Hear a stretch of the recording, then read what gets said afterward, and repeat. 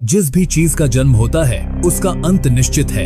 यह प्रकृति का नियम है जो कभी नहीं बदलता। पृथ्वी पर जीवन शुरू हुआ करोड़ों साल पहले और एक दिन ये जीवन खत्म भी होगा। लेकिन क्या आपने कभी सोचा है कि ये दिन कब आएगा? आज से सिर्फ 36 साल बाद यानी सन 2060 तक दुनिया किस मोड़ पर खड़ी होगी? हम इस वक्त जिस धरती पर जी रहे हैं, क्या वो हमारे बच्चों के लिए भी वैसी ही रहेगी या फिर ये धरती एक अलग ही रूप ले लेगी जहाँ जीना मुश्किल हो जाएगा? तो सन 2060 तक इंसानियत अपने सबसे बड़े संकट का सामना करेगी। आज हम बात करेंगे उन साइंटिफिक फैक्ट्स की जो बताते हैं कि दुनिया का अंत कैसे हो सकता है। कहानी डराने के लिए नहीं बल्कि जगाने के लिए है। तो तैयार हो जाइए एक ऐसी यात्रा के लिए जो आपको ले जाएगी भविष्य में, उस साल में जब शायद सब कुछ बदल चुका हो। सन 2060 की एक सुबह कल्पना कीजिए, आप अपने घर की खिड़की से बाहर देखते हैं लेकिन वो नजारा नहीं है जो आपने बचपन में देखा था। आसमान धुंधला है, हवा गर्म और भारी है, सांस लेना मुश्किल हो रहा है। थर्मोमीटर पर टेम्परेचर 55 डिग्री सेल्सियस दिख रहा है और अभी तो सुबह के 9 ही बजे हैं।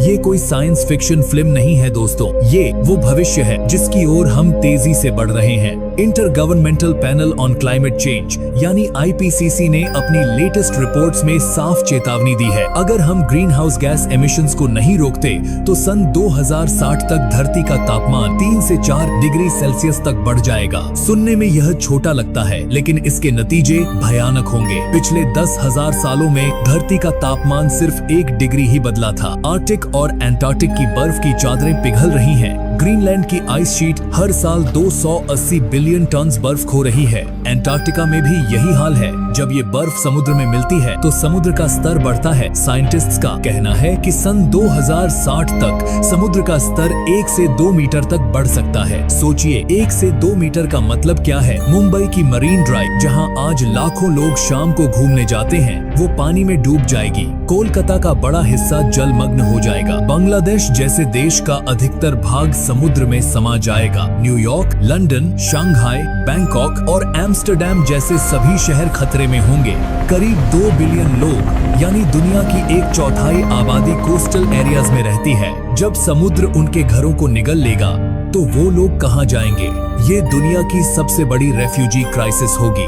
लेकिन समस्या सिर्फ समुद्र का बढ़ना नहीं है। गर्मी इतनी बढ़ जाएगी कि कई इलाके इंसानों के रहने लायक नहीं रहेंगे। मिडिल ईस्ट, साउथ एशिया और अफ्रीका के कई हिस्सों में तापमान 50 लेकर 55 डिग्री तक पहुंच जाएगा। वेट बल्ब टेम्परेचर एक ऐसा मैप है जो ह्यूमिडिटी और हीट दोनों को मिलाकर देखता है। जब वेट बल्ब का टेम्परेचर 35 डिग्री से ज्यादा हो जाता है तो इंसान का शरीर खुद को ठंडा नहीं रख पाता, पसीना नहीं सूखता और कुछ घंटों में मौत हो सकती है। COP समिट्स में दुनिया के नेता हर साल मिलते हैं और वादे करते हैं लेकिन कार्बन एमिशंस बढ़ते ही जा रहे हैं। कोल, ऑयल और गैस का इस्तेमाल रुकने का नाम नहीं ले रहा। अमेज़न के जंगल जो धरती के लंग्स हैं वो तेजी से कटने के लिए रहे हैं। हर मिनट में फुटबॉल फील्ड के बराबर जंगल खत्म हो रहा है। सन 2060 तक अगर यही रफ्तार रही तो बारिश के पैटर्न्स भी बदल जाएंगे। कहीं भयंकर बाढ़ तो कहीं सूखा पड़ेगा। खेती करना मुश्किल हो जाएगा। क्रॉप फेलियर्स बढ़ेंगी। सिर्फ एक एनवायरमेंटल इश्यू नहीं है, ये एक एग्जिस्टेंशियल क्राइसिस है। ये वो खतरा है जो हर इंसान, हर परिवार और हर देश को प्रभावित करेगा। और सबसे दुखद बात यह है कि हमारे पास इसे रोकने का समय और साधन दोनों हैं, लेकिन हमारी इच्छा शक्ति कमजोर है। अब कल्पना कीजिए सन 2060 की एक और सुबह आप उठते हैं तो आपका AI असिस्टेंट आपको जगाता है। वो आपकी हेल्थ मॉनिटर करता है। आपका AI असिस्टेंट ब्रेकफास्ट तैयार करता है। आपकी गाड़ी खुद ड्राइव करती है। आपके ऑफिस में डिसीजंस AI लेता है। डॉक्टर AI है, टीचर भी AI है,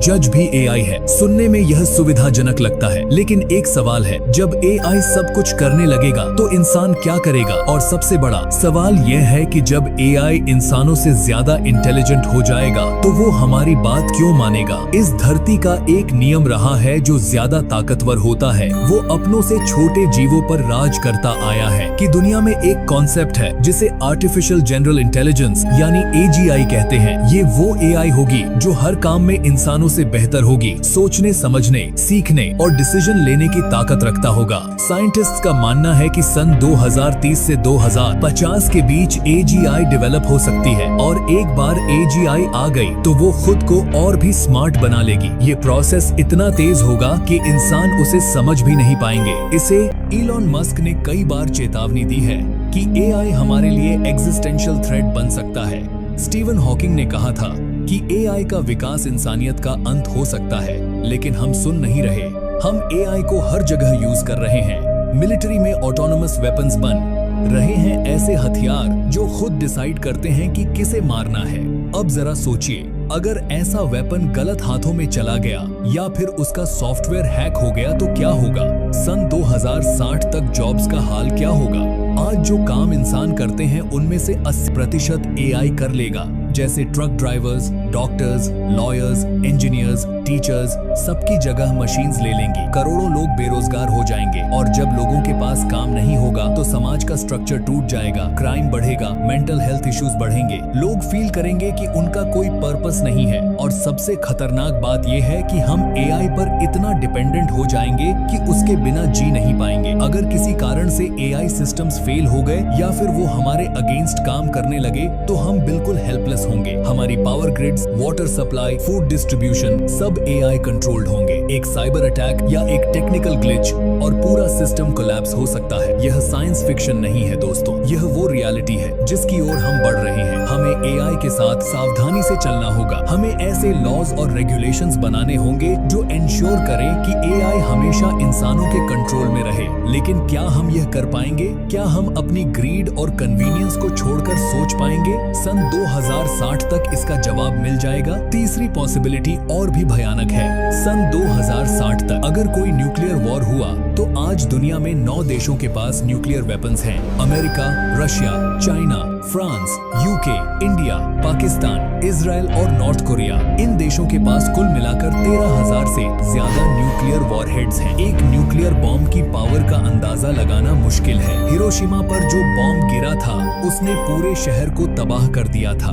आज के न्यूक्लियर वेपन्स उससे 1000 गुना ज्यादा पावरफुल हैं। कल्पना कीजिए, अगर 2 देशों के बीच टेंशन बढ़ता है, कोई गलतफहमी होती है या फिर कोई एक्सीडेंट होता है और न्यूक्लियर मिसाइल्स लॉन्च हो जाती हैं। एक देश अटैक करता है, दूसरा रिटेलिएट करता है, फिर उनके एलाइज भी शामिल हो जाते हैं। कुछ ही घंटों में दुनिया के बड़े शहर राख में बदल जाएंगे। लेकिन असली खतरा उसके बाद शुरू होगा। जब इतने सारे न्यूक्लियर बॉम्ब्स फटेंगे तो करोड़ों टन धूल और स्मोक एटमॉस्फेयर में चला जाएगा। यह धूल सूरज की रोशनी को ब्लॉक कर देगी, धरती पर अंधेरा छा जाएगा, तापमान गिर जाएगा। इसे न्यूक्लियर विंटर कहते हैं। साइंटिस्ट्स के अकॉर्डिंग अगर 100 से 200 न्यूक्लियर वेपन्स भी फटे तो इतना स्मोक होगा कि सूरज की रोशनी महीनों तक धरती पर नहीं आएगी। तापमान 10 से 15 डिग्री तक गिर जाएगा, फोटोसिंथेसिस रुक जाएगी, फसलें नहीं उगेंगी, पेड़ पौधे मर जाएंगे, फूड चेन कोलैप्स हो जाएगी। जो लोग न्यूक्लियर ब्लास्ट में नहीं मरे वो भूख और ठंड से मरेंगे। एक अनुमान के मुताबिक न्यूक्लियर वॉर के पहले महीने में 50 करोड़ लोग मारे जाएंगे, लेकिन उसके बाद के सालों में भूख और बीमारियों से 5 बिलियन लोग मर सकते हैं। यानी दुनिया की आधी से ज्यादा आबादी